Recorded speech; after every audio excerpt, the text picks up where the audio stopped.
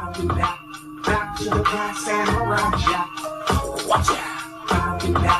Back to the past samurai jack. Back to the past samurai jack. Watch out. Back to the past samurai jack. Hello everyone, my name is Rainey. Welcome to another episode of 1 Month Later, Hearse Boy's original segment, and I am very proud to announce our very first sponsor is featured in this episode. So I just threw in this little bit in the beginning to include the fact that there will be an ad read in this video. I'm really excited for this sponsor because it's a good one. So I appreciate you guys for making that happen and for supporting us the way that you guys do. But yeah, without any further ado, this is Samurai Jack Battle Through Time, 1 month later.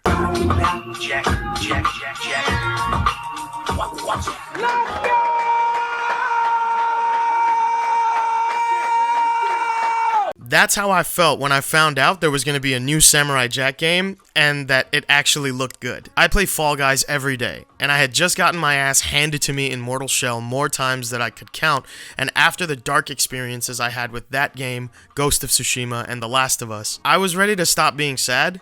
You know, I just kind of wanted to have a good time again. So when I saw that this game was finally out, I literally screamed. Because this isn't the first time Samurai Jack has gotten the digital treatment, nor is it my first run-in with the time-traveling samurai. So I think this is a perfect segue right into... Watch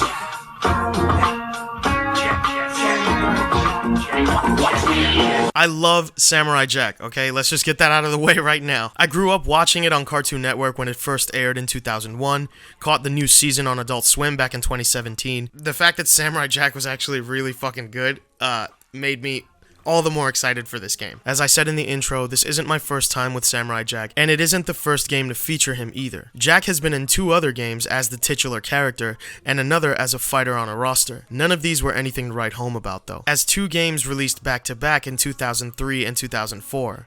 Samurai Jack: The Amulet of Time was a Game Boy Advance game that released in 2003, and it was alright, a Metroidvania with a Samurai Jack skin over it, but it didn't do anything spectacular, and it wasn't particularly memorable, at least to me. Let me know in the comments if you guys loved this Game Boy Advance gem over here. And in 2004, Samurai Jack: The Shadow of Aku was a PS2 and GameCube game that was, I played some of it, it was charming at best, but fast forward to 2011, and he's on the roster as a fighter in Cartoon Network Punch Time Explosion, which was honestly pretty ambitious, but boiled down to being just another Smash clone. But now, in 2020, baby, we have it.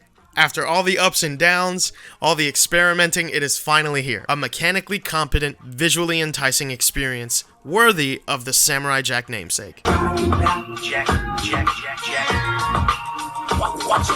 So, upon starting the game, we're greeted by the original hand-painted series intro in all its 4:3 aspect ratio glory, baby. Yeah.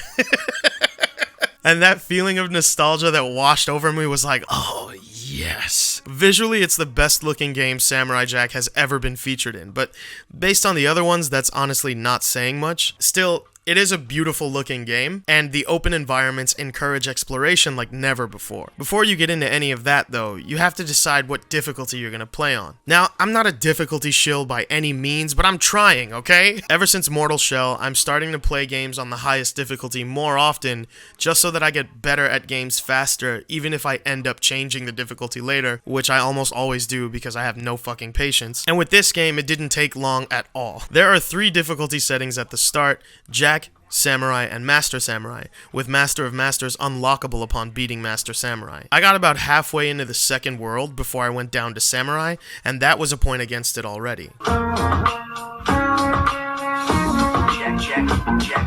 I already talked about how nice this game is to look at, and that's not going to change from one section to the other.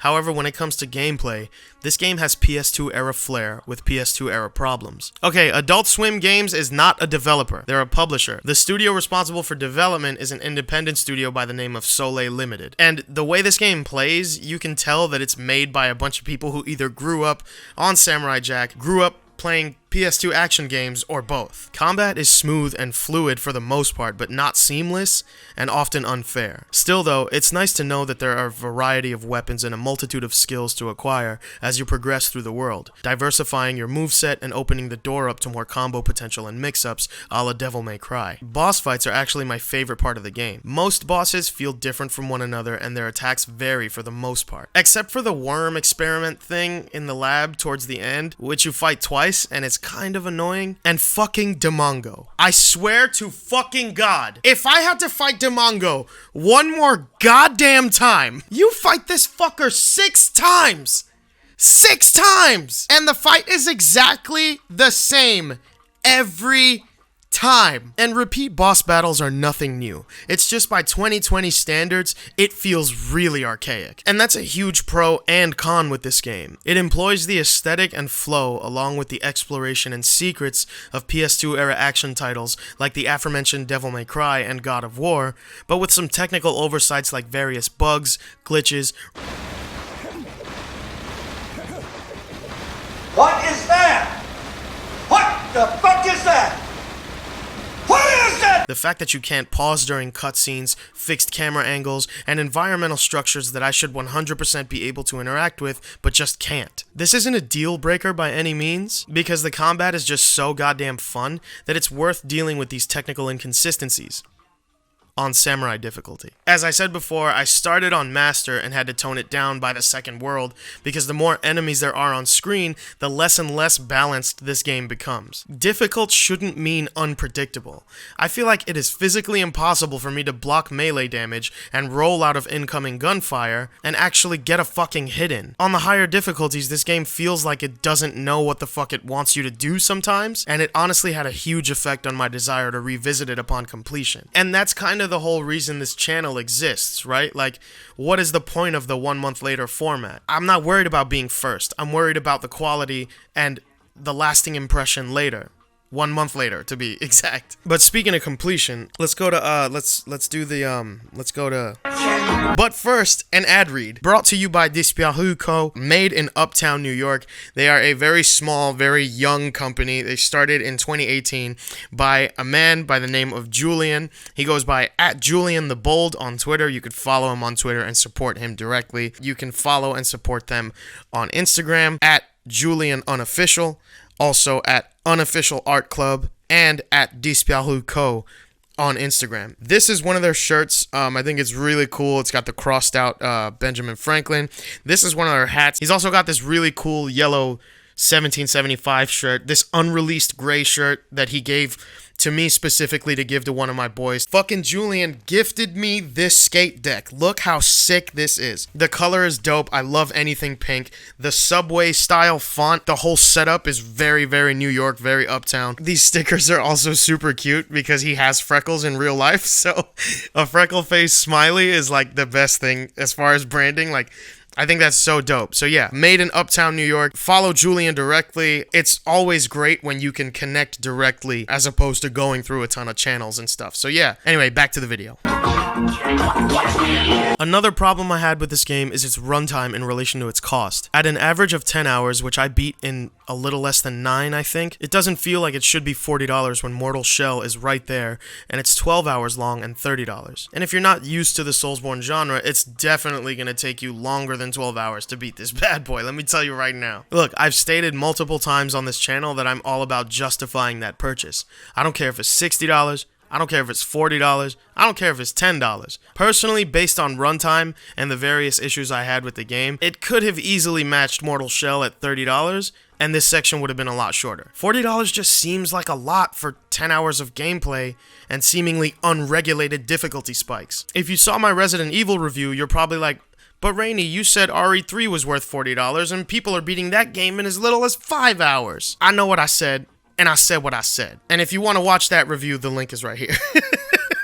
Shameless plug. No, but the difference is that Resident Evil 3 looks and plays beautifully. And although it's short, It's a non-stop action thrill ride with a AAA budget that plays like a harp and looks like real life, with almost no bugs or mishaps that I can remember right now, at least. There's a lot more replay value in Resident Evil 3, and even more recently Mortal Shell, and here, by the time I ran the gambit once, I felt no desire to return to it, because I had already experienced what I actually came here for. I don't want to spoil anything because I like to keep these spoiler-free to keep the content evergreen. But if you've seen Samurai Jack before, you know what happens in this game because it begins and ends exactly the same, with actual bits from the last episode acting as the ending cutscene and the intro as the opening cutscene. If you're a stickler for the story, the game does fall back on some pretty safe time travel stuff. It's like, you know, time travel is like one of the best cop-outs in storytelling because, I mean, officially the game is canon, but like, you know, what does that mean really? The whole thing takes place in a place between time, so... See, this game gets away with being canon because it can chalk any and everything up to it's time travel. And it's honestly fine. The story is pretty cool though, and seeing familiar faces and experiencing the fights that you could only watch up until this point was really amazing. But it's canon in the same way that Jedi Fallen Order was canon. It changes nothing, so it almost doesn't matter. The game is unapologetically for people who grew up playing shit like Tenchu and Devil May Cry and watching Samurai Jack, reading Infinite Crisis and drinking fucking Tang or some shit, I don't know. If you don't care for Samurai Jack, there are a million other action games to play that aren't this one. You do not have to play this game if it wasn't an intellectual property you were already invested in. But if you are and have been, it's by far the best Samurai Jack game out by an astronomical stretch. But that's not really saying much, you know? So, I mean, I don't know, I feel like I've been harping on this game a lot. Like, it's not horrible, but it is not fantastic and seamless and perfect, right? I have to view these things objectively, because I started this review on a very, very high note, right? I was like, I'm a big fan of Samurai Jack, and you as the viewer were probably like, oh, fuck, this is gonna be good. But just because I'm a fan of something, and just because I acknowledge there's a bias, doesn't mean I throw objectivity out the window. So let's take it to the judge here.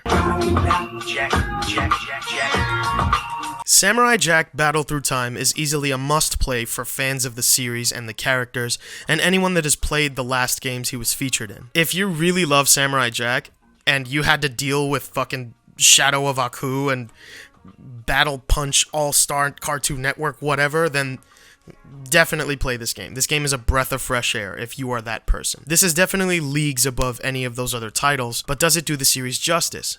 In my opinion, yeah, kinda. Because the game feels very true to the source material as far as controls and mechanics, but if that doesn't sound like you, and this gameplay footage hasn't been speaking to you on a spiritual level, and you're not interested in diving into a modern cartoon classic, then I'd say wait for a sale or something. Because the things this game does right, it does so competently, and the things it doesn't do as well are too prevalent to ignore. The good things about this game aren't innovative, they're action game 101, and it has perfected that. And that's not me shitting on the game.